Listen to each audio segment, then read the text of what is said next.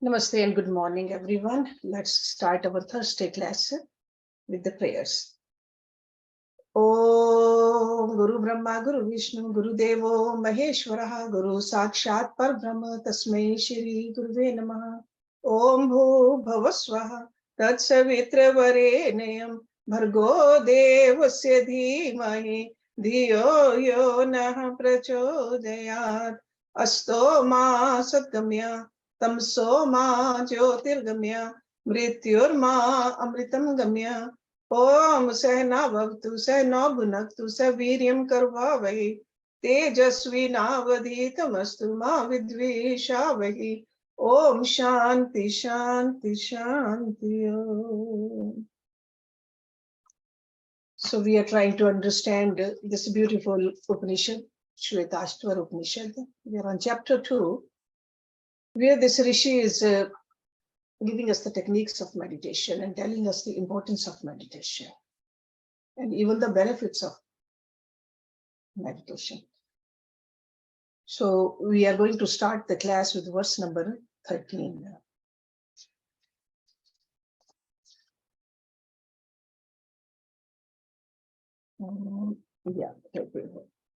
Laghutvam arogyam aloluptvam varan prasadam swar shoshtavam cha gandha shubha mutra purisham alpam yog parvritim prathamam vadanti. Laghutvam, lightness. Arogyam, good health. See, rog is a sickness, arog, health.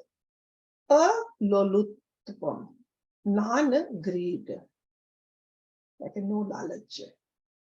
Varan prasadam, glowing complexion. Swar shoshtavam, sweetness of the voice. Cha means act. Gandha, fragrance.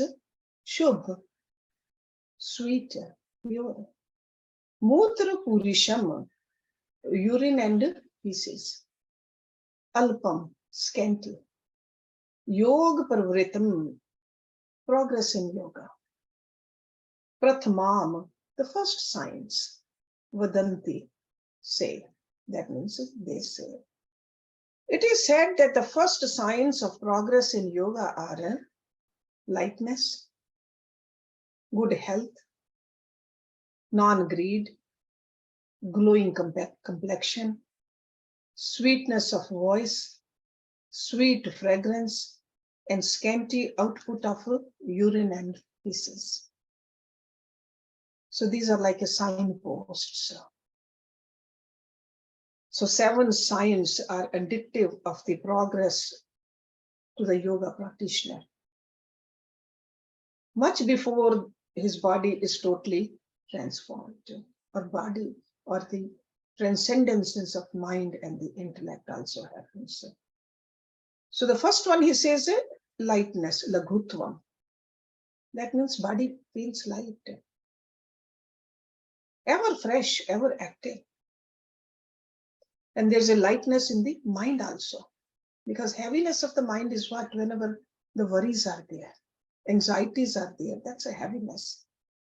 So lightness of the body, no trace of laziness or lethargy. Because when we are lazy, how does this body feel? Heavy. You don't want to get up, do something. So yogi is always up on the feet. Number 2, arogya, health. The body becomes healthy and there's a sense of well-being. Mind generally gets focused very easily. So there's no pain in the body. Disease, even if it hits, it just gets cured effortlessly. Okay, that is arogya. You are not obsessed about this body. It's just very light and very healthy. The third thing he mentioned, non-greed. The habit of desiring to possess anything and everything makes people go on buying binges. The practitioner of yoga feels no craving for worldly possessions. The sense pleasures don't disturb or distract him. During meditation, of course, but otherwise also. Non-greed. Next one is Varan Prasadaha, glowing complexion. Besides the glow due to good health, the skin of a yoga practitioner shines. Why? Because there's a joy, there's a peace,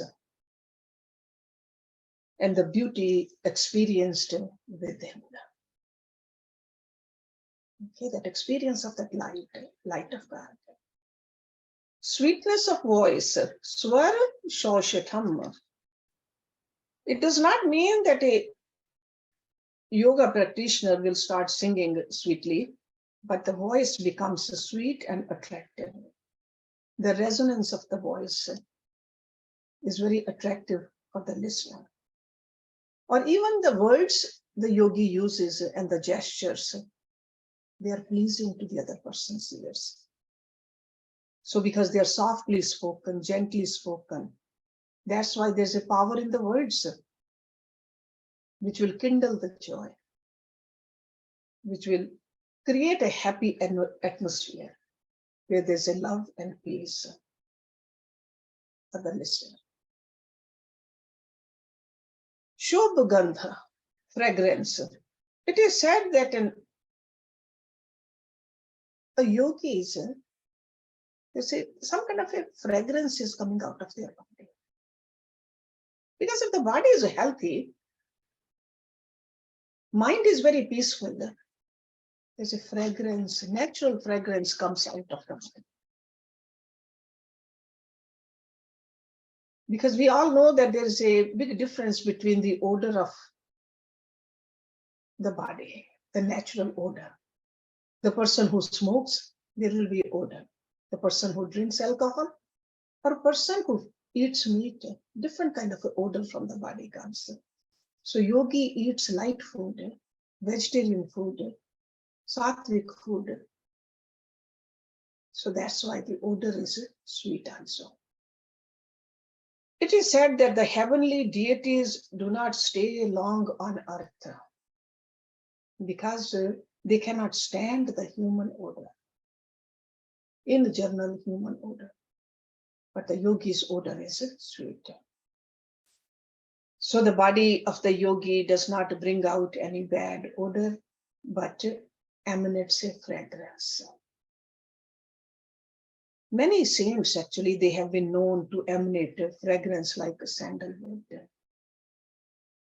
I have experienced that as a little girl. I would just go to my father because his body did smell, his clothes. Even now, I have some of his clothes which he used to wear. And the odor of his body, I can still smell from that gown of his, or a towel which he used. I have it at pleasure. So as a little girl, I noticed that. But now when I read it in the Upanishads, it really confirms that fact. Scanty urine and feces, alap mutra purisha. Because the food intake is less, digestion becomes stronger, so urine and the feces, they decrease. We all know that Lord's creative power, Maya, which is called, is twofold. Kriya Shakti and the Gyan Shakti. Kriya Shakti is the power of activity, and the Gyan Shakti is called the power of knowledge. So through the concentration on the prana, or the vital air, the Kriya Shakti is involved, and various extraordinary powers, the siddhis and the various physical changes as described, all of these happen in a yogi's body. So if the practitioner focuses on the Gyan Shakti, then the knowledge of the truth takes place. So Kriya Shakti, these powers come. Gyan Shakti, the knowledge of the God comes. And now in the next 2 months, the goal of yoga is mentioned. And yoga sometimes, sure, there is a hatha yoga, but over here, yoga really means the meditation, because that's what he's teaching us, meditation. Number 14. Yatha eva bimbam mridya upliptam tejo mayam brajate tat sudhantam tat va atam tatvam prasik samikshe dehi ekaha kritartha bhavate vit shokaha. Yatha means just as. Bimbam, a disc. Mridya, with earth. Upliptam, covered. Tejo mayam, as full of light. Brajate, shines. That means that. Sudhantam, when cleaned well. Tattva, so also, that means in the same way, Atam Tattvam, the truth of the self. Prasamikshaya, realizing. Dehi, the embodied being. Ekaha, eka means one. It also means non-dual. Kritartha, fulfilled. Bhavate becomes Vit shokaha, free from sorrow. Just as a metal disc covered with earth, that means the dirt, shines as full of light when cleaned well. So too the embodied being, realizing the truth of the self, becomes non-dual, fulfilled and free from sorrow.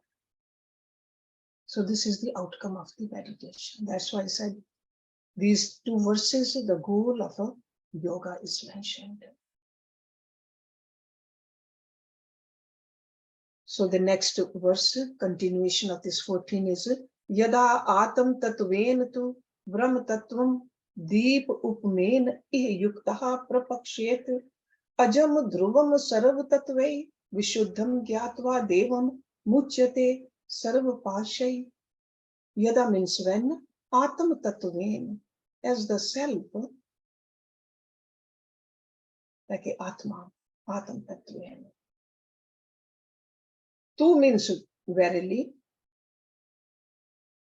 Brahm Tattvam, the truth. Brahm Tattva. So Atma Tattva and Brahm Tattva. Deep Upamain, like a lamp. Ih means here, Yuktaha yogi, Prapashyet, realizes. Ajam, unborn. Dhruvam, eternal. Sarva Tattvai, from all modifications. Vishuddham, free. Gyatva, having known. Devam, divine being. Muchyate, realized. Sarva pashay, from all bondages. Pash means bondages. Sarva is all, from all bondages. When the yogi, with the mind absorbed here in meditation, realizes the truth, Brahm, nearly as the self, the Atma, like a lamp. Knowing the divine being as unborn, eternal, and free of all modifications, he is released from all bondages. So that's why I said this is a final goal. Extra sensory perceptions, extraordinary powers, or even the transformation of the body is not the primary aim of yoga.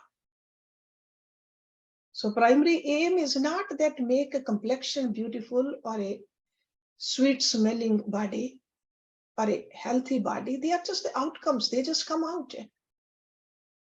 But the supreme goal is this, what he's mentioning over here. Because if the meditator gets attached or takes pride in them, those powers which we talked about, they become an obstacle on this spiritual journey. They are only signposts of progress on the path of the truth. To realize the truth as one's own self is the final goal of meditation. So Atma Tattva, nothing but the Brahma Tattva. Aham Brahmasmi. Realization of that is the final goal. Just like when the gold ore from the mine appears, it's black. There's layers of covering on it. But through all those processes, the coverings got to be washed. Only then the natural shine of the gold comes out. The same way the practice of meditation removes the layers of the ignorance and the false notions. And what is the false notion? I am the body. I am finite. That is all covering our real essence. So the truth, Brahm, is infinite, unborn, birthless, and not preceded or caused by anything else. That's why it's called birthless. It is the uncaused cause of the whole universe. If somebody says, what is the cause of Brahm? There's no cause. It's an uncaused cause, it's called. It is eternal, free of ignorance and free of the effects of the ignorance. He gives a simile over here in the verse number 14. Just like in the light of the lamp, the truth or self is self-evident and illumines all our thoughts and senses. So here the words truth, like a Brahma, self as Atma, and even the divine being as a Dev are used for the absolute one. There's a shade of meaning we got to notice. See, when we say Atma, that indicates a subject I. The I in us, the knower, the illuminator, the consciousness in the individual body, that is Atma. And when we say Brahma, that indicates the infinite substratum of the entire universe. So Brahma is everywhere. But when we say Dev, Dev indicates God, Ishwar, the divine being wielding the inscrutable powers of Maya, the Lord of the universe, who alone incarnates. Brahma does not incarnate. Ishwar incarnates. Sometimes as Ram, sometimes as Krishna, or other incarnations also. So Brahma is the formless, attributeless. That's why it's called Nirguna, Nirakar truth. And Dev is the Lord with the form. And Sagun, Sakar. So the seeker in meditation realizes that the self in me, Atma, is itself the substratum of the universe Brahma, and the divine being Dev that assumes different forms, avatars, but different terms. So when someone has asked Tulsidasji, you're all familiar with Tulsidasji, we call it a Sant Tulsidas, saint. Does God have a form, or is he formless? His answer was very clear. He said in the eyes, he is with form. Because eyes can see only form. In the heart, he is formless. So that means he can be both. We cannot put a limitation on God. So there's no conflict at all. Not understanding this, many will say that Hindus believe in many gods. Some Hindus even get confused which which God they must worship. But when we study deep philosophy like this, it's very clear. There should not be any confusion,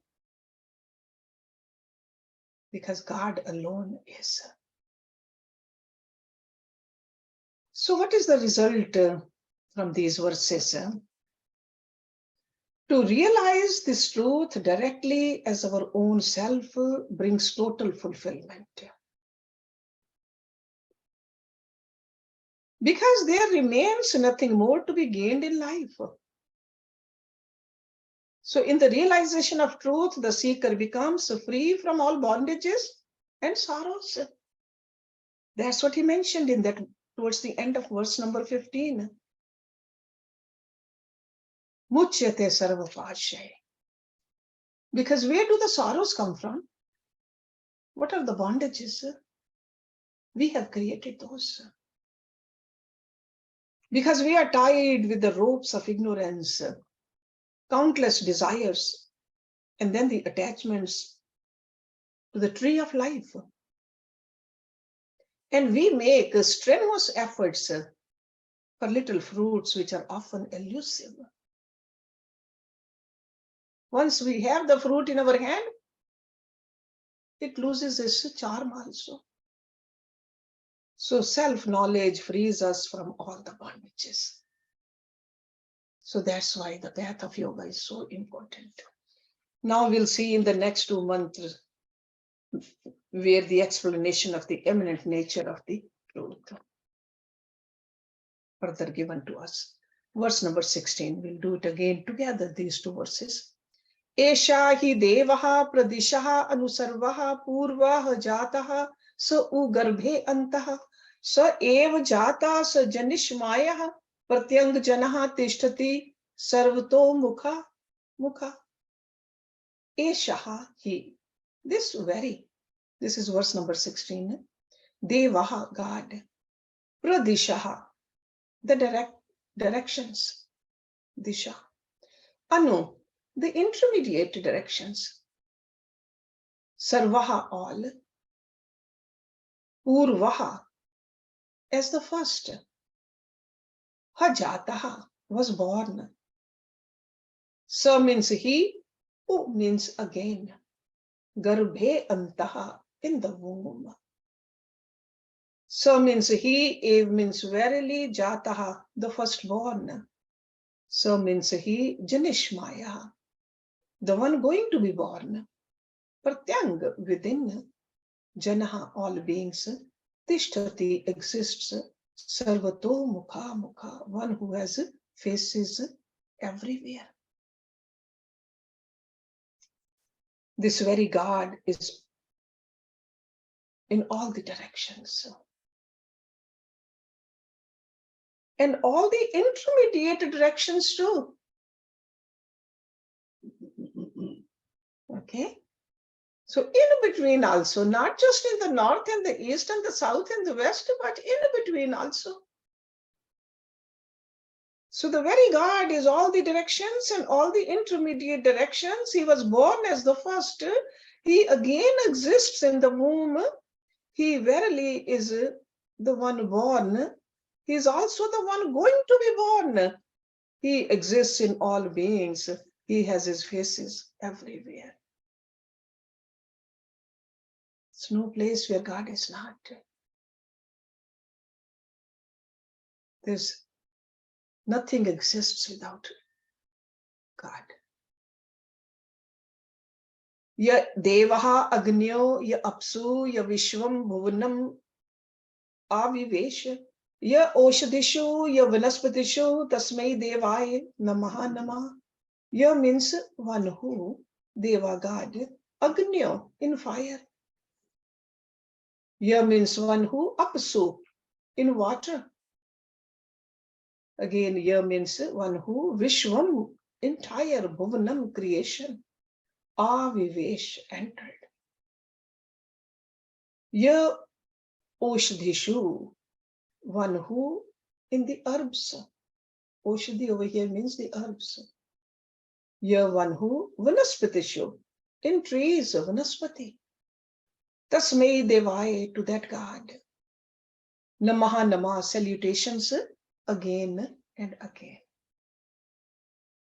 So he says salutations again and again to that God who is in the fire, who is in the water, who has entered in the entire creation, who is in the herbs and who is in the trees.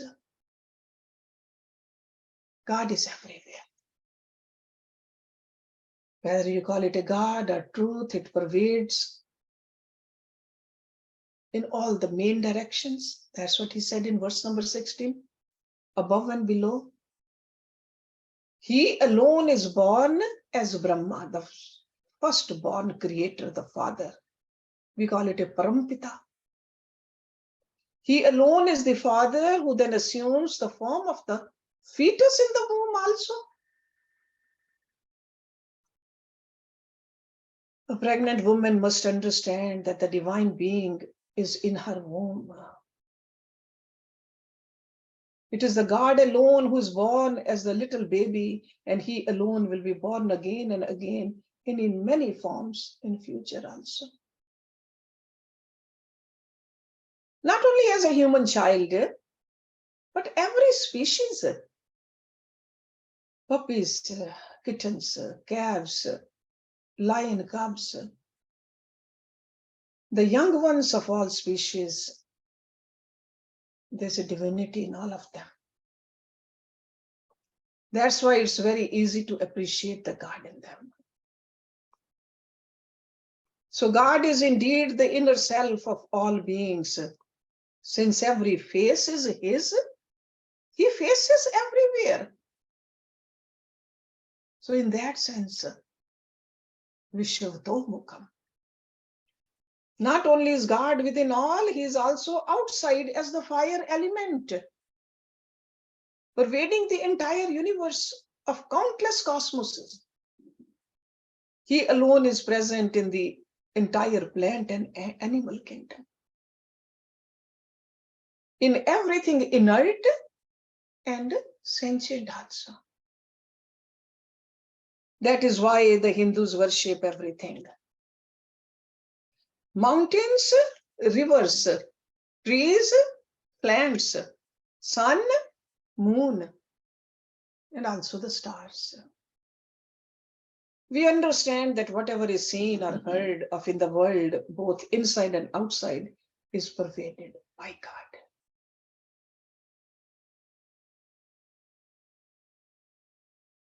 Not understanding this deep philosophy, we were looked down upon as primitive people, worshipping the stones, and we were called the stone worshippers or nature worshippers. But our sages, our rishis, our yogis, they were enlightened beings. They could see the God in the stone. They saw the God in all the inert things. So with repeated salutations to the all worshipful God who is everywhere, we come to the end of this second chapter of this Upanishad. In the very famous statement, Mahavakya.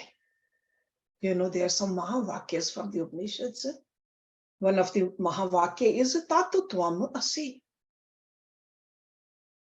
Tat means that thou art. That refers to the true nature of omniscient, omnipotent God.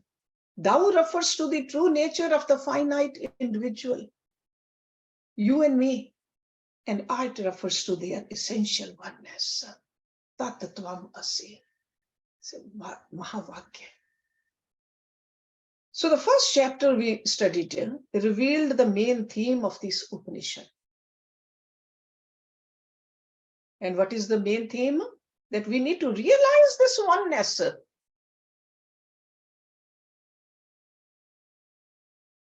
Tattvam Asi, we got to realize it.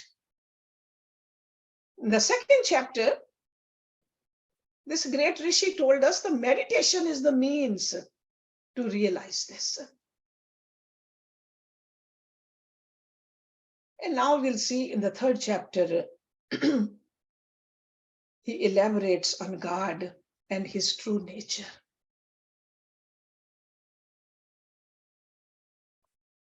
First 2 verses are about the various powers of God in the chapter number 3. Let's look at these first 2 verses. Ya ekaha jalwan ishte ishnabhi sarvan lokan ishte ishnabhi. Ya ev ekaha udbhave sambhave cha ya etat vidhu amrita te bhavanti. Ya means one who, ekaha, non-dual, one. Jalwan, possessor of the net.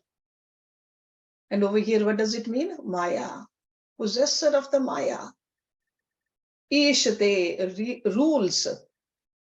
Ishnibhi, through his divine powers. Sarvan means all, Lokan, the worlds. Ishte, rules. Ishnibhi, through this power, his power. Second line, Ya means one who, Ev means alone, Ekaha one, Udbhave, when endowed with his glories. Sambhave, at the time of creation. Cha means and, Ya means one who, Etat this, Vidhu, no. Amritaha, immortal. Te means they, Bhavanti, become. He who is non-dual and being the possessor of the net, the Maya, rules through his divine powers. He rules over all the worlds through his powers and is the one alone endowed with glories at the time of creation. Those who know this become immortal. Continuation of this in the verse number 2 of chapter number 3. Ekaha hi rudraha na dvitiyaye tat tastuhu ya iman lokan ishte ishnabhi pratyang janan tishtati sanchukoch antkale samsrijye vishwaha bhuvanani gopaha. Ekaha means one. He means only. Rudraha. Rudra, you know this term. Na means not. Dvitiyaye, second. Tastuhu, remains. Ya means one who. Iman, these. Lokan, worlds. Ishate, rules. Ishnabhi, with his divine power. Second line of the second verse. Pratyang, in. Janan, all beings. Tishtati, dwells. Sanchukoch, withdraws into himself. Antkale, finally. Samsarije, having created. Vishwa Bhuvanani Gopaha. All worlds protects. There is only one Rudra and no second beside him. He rules all these worlds with his divine powers. He dwells in all beings. Having created all the worlds, he protects them and then finally withdraws them into himself.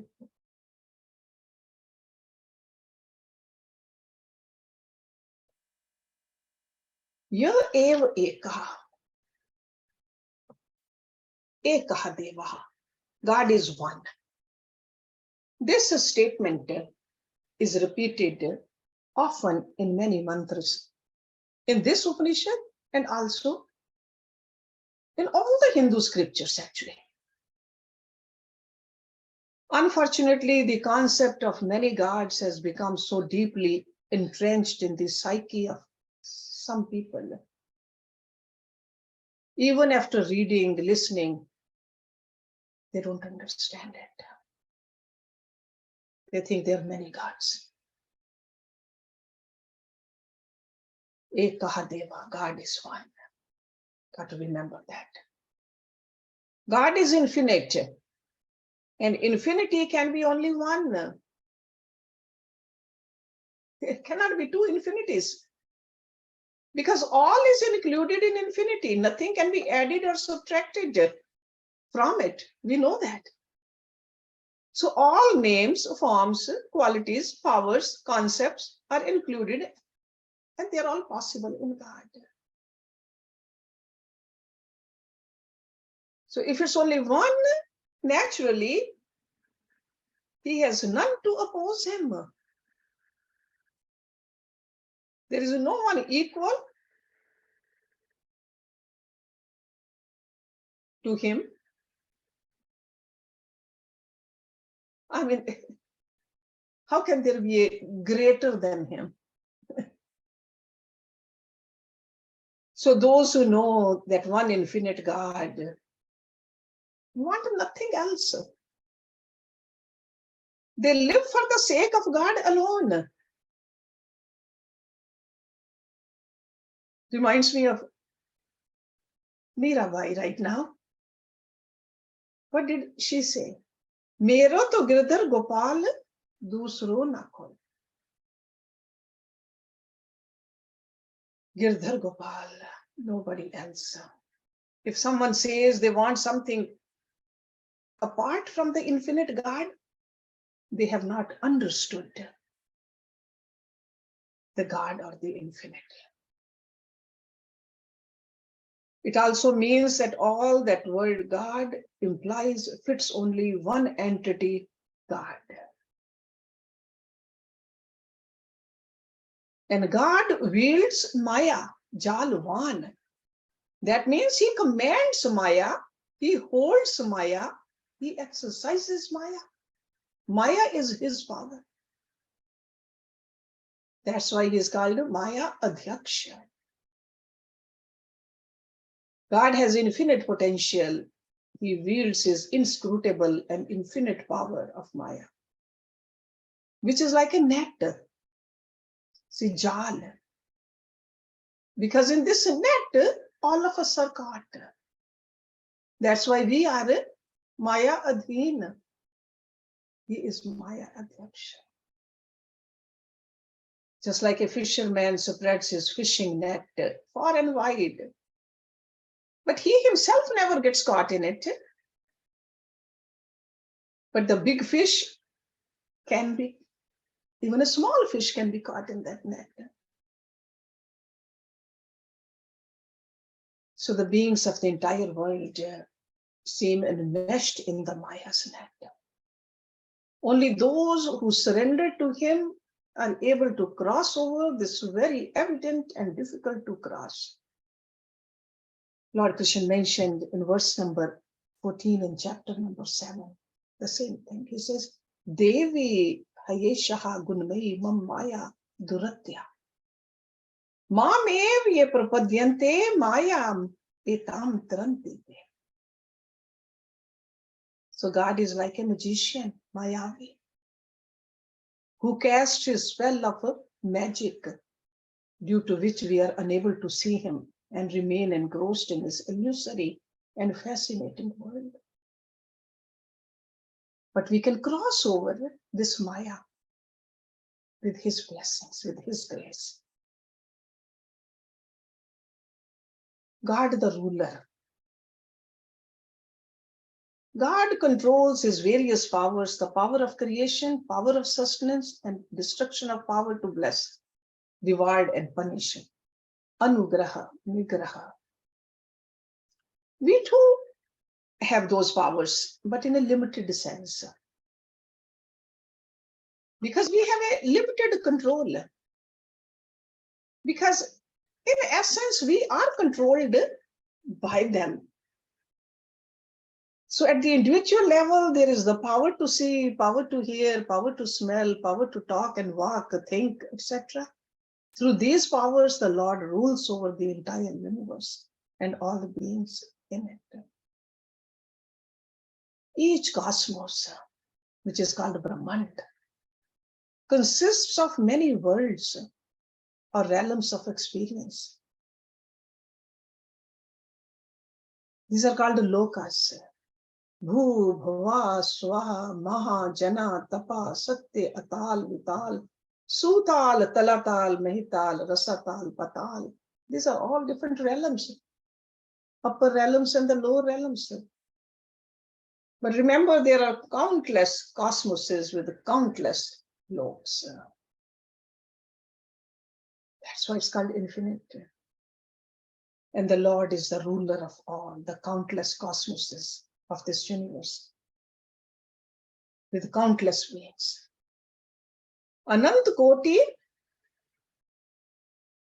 Brahmand Nayaka. The scriptures say that. Anant means infinite.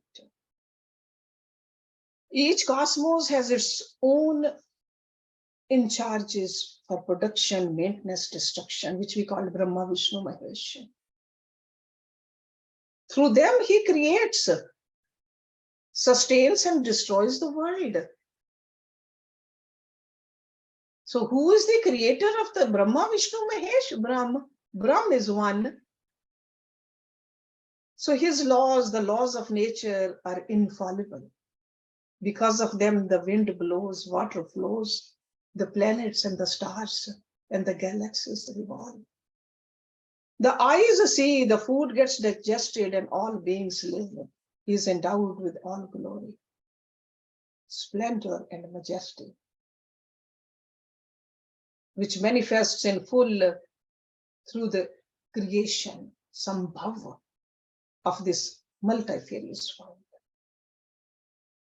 Remaining within all, he controls all through his conscious and through circumstances and laws that govern his body and mind. We can see that in our own body. If we regularly overeat, we will suffer, we will become obese, and our mind will become dull too. And the God is Rudra, he says in these verses.